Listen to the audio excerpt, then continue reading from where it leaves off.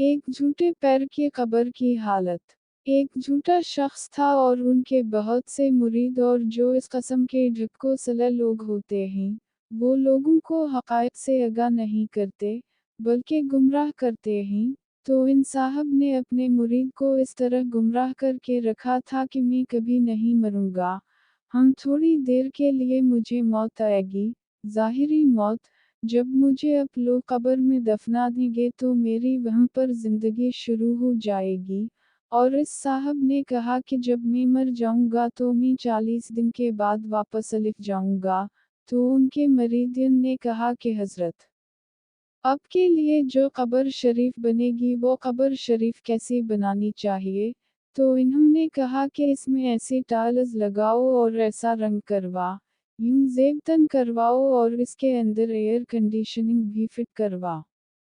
मरीदिन ने कहा कि हम ऐसा ही तैयार करवाएंगे, और अभी वो साहब जिंदा ही थे क्योंकि उनके सामने ही उनकी कब्र तैयार हो गई।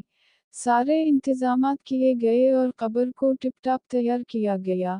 इसमें टाइल्स भी लगवाए गए हैं, रंग भी हो गया और फूल बूटे भी लगवाए गए और बाहर से तार खींचकर एयर कंडीशनिंग भी फिट कराया गया।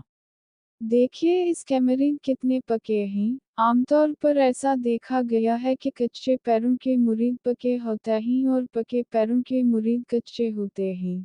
मैं नहीं जानता कि इसके अंदर अल्लाह ताला का क्या राज है, लेकिन आमतौर पर आजकल ऐसा ही देखा गया है।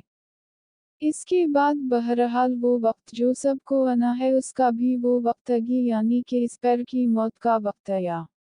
और जब वो मर गया तो उसके मरीदिन ने उसे नहलाया, दिलाया और जाकर दफन कर दिया, और दफन करने के बाद एयर कंडीशनिंग भी चालू कर दिया ताकि इसे ठंडी ठंडी हवा आए। और इंतज़ार शुरू हो गया कि अब वो वापस आएंगे, लेकिन ऐसा कैसे हो सकता था।